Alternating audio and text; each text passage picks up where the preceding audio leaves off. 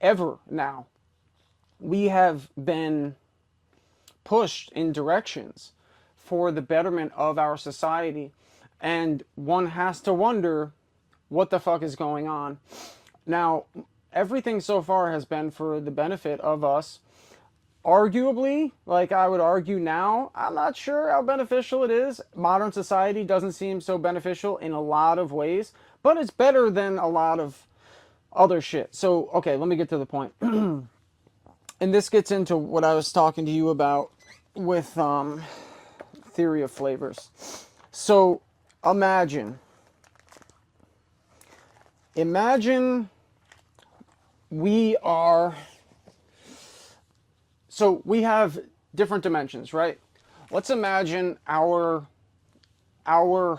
not universe or multiverse, just all of existence, right? Let's imagine all of existence broken into 9 dimensions, okay?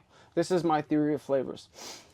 Imagine everything broken into 9 dimensions. The first dimension is a dot. The second is a line. The third is a cube, right? And it goes on. Fourth is time. So the first to the fourth dimension, all of those encapsulated is us. 1 to 4, that's what we are. We're space and time. Thanks to Einstein, theory of relativity, space-time. It could encapsulate more dimensions, right? Astral projection could be the 5th or something like that, right? But in this, the 9th dimension would be everything, the ocean, right? It would be everything in an ocean, as an ocean. The first would be the ocean in a drop. So you have all in its totality, and then the totality in a singular form, right? Both are the same. The first and the last dimension are the exact same, but they're complete opposites in duality, right? One is singular and one is all encompassing. Now, what I see, funny enough, the download that I got when I thought about this, the thing that my brain that was given to me basically was all of those dimensions, and then my body in all of those dimensions at the same time. So what I think is that we are in every dimension at the same time, but with different forms, in different forms. And I think, let me put it this way, right? Physical, emotionally, not emotionally, more like energy. Yes. Spiritually. Higher dimension would be energy, right? So based on the laws of physics, so let me put it this way. We are made of, we're in a higher dimension, right? Mm-hmm. We live forever. We can't die, we live forever. We're made out of energy and we're doing shit. It's not that we get bored, but we want to experience life in a different way, right? Now, what do we do? What can we do, right? So in this life, what we would do is we would create like a video game, right? We create a video game, and in the video game, it would seem so real, but the problem with any video game, and you try to make it as real as possible, is you remember that you're in the video game. So when you remember you're in the video game, you're not afraid of dying. And that's an issue, because when you're not afraid of dying and you know you're in a game, it makes the game not as real, right? Because if you know you're in a game, it's not real. It doesn't feel real. So what do you do? Well, what you would do if I were to make the best game in this dimension, best video game, you'd have to erase the memory temporarily. The moment you put that headset on to go into this video game, your memory is wiped, and for all you know, this is your reality. If you die in this game, you're dead forever. That is how you make a realistic game. That's how you make a fun game. That's how you make a terrifying game. That's how you make life, right? So, now let's put it from a different direction. We are higher dimensional beings, right? We can't die. It's not that we're bored in this higher dimension. It's that we want to experience. It's just like you've been having strawberry your whole life, strawberry ice cream, Yeah. right? Sometimes you want to have vanilla or chocolate, right? In this dimension, we're having strawberry the whole time. We want to have chocolate or vanilla. So think about it like this. We're higher dimensional beings. We want to experience life on a different dimension because we want to try a different flavor out. Okay?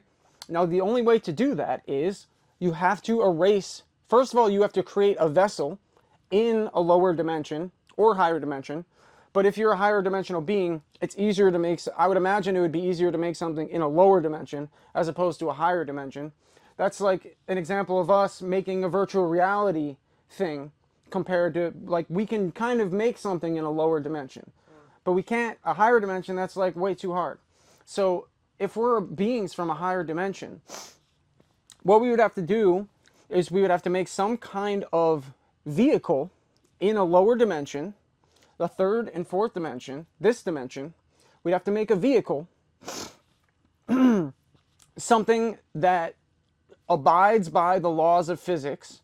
So it would have to have flesh. It would literally have to be able to abide by these laws of physics. It would have to stay alive in this, right? It would need a generator, but also it would need to be able to connect to our frequency, our source. Maybe it's a radio or wherever it is, maybe a vibrational frequency, and that stands to reason. Makes sense that vibrational frequency could reach other dimensions because vibrational frequency is everything. Like, we literally are matter vibrating. Everything is matter. So what we would do, what I would do is you make something, you make yourself, you basically make a clone, like your avatar, in a lower dimension, and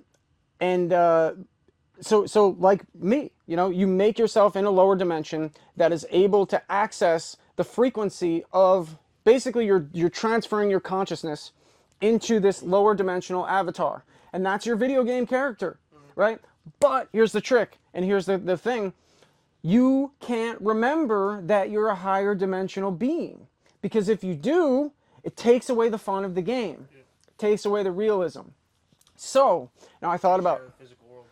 well, if you knew, if I knew I was a higher dimensional being the whole time, anytime life got hard, I would just kill myself because I know that I would respawn at a higher dimension. So you have to erase the memory.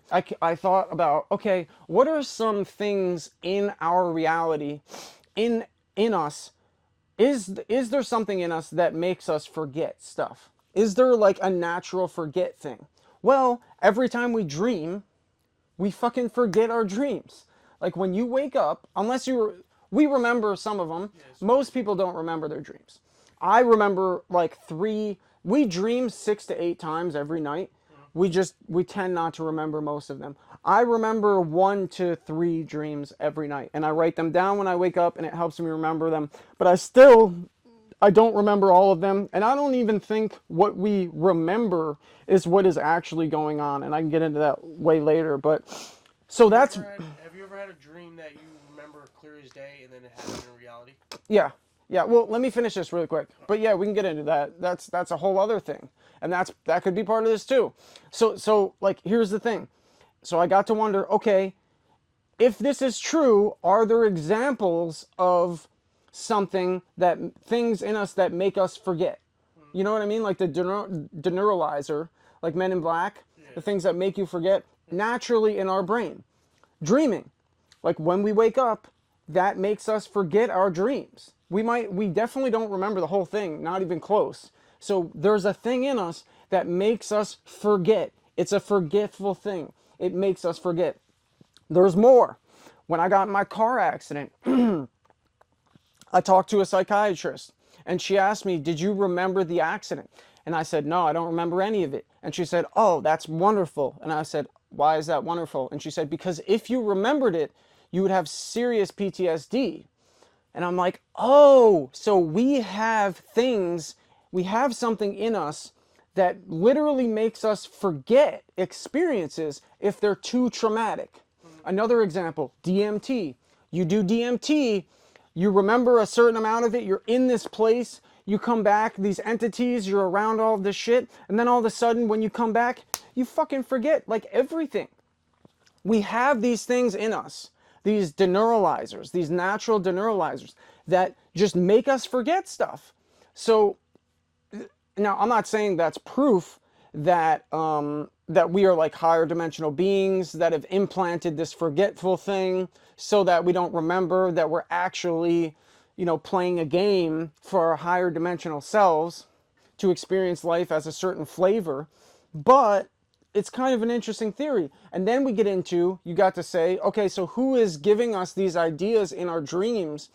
For like Einstein, Nikola Tesla, all these people, the very things that are changing, yes, that are changing humanity completely, that are guiding humanity, that are building humanity. What are these things? Who is doing this, and why?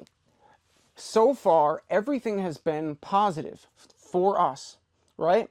So to me, it doesn't seem like it's a bad force doing it. If it were me, I would be helping myself out in all of the same ways that I've been helped out. So what I'm saying is, where I'm getting at is, maybe the things that are giving us these ideas are ourselves in a higher dimension. Maybe I am in a higher dimension and I've figured out a way to contact myself in a lower dimension, this dimension, to feed me information about the future, because time is a relative thing. And maybe the higher dimension can experience time in a different way. Maybe it can see the future. So maybe it can, or the future is different in some way, or whatever that may be. So if it were me, I would help myself out, but maybe the only way to help yourself out is through dreams and through other means. Like maybe the only way to give yourself information is through intuition, through certain thoughts, through dreams, all of these things, through the flow state. Maybe that's the only way to access your higher dimensional self to get this information. That's kind of where I'm getting at. And that gets into my theory of flavors and all of that other shit.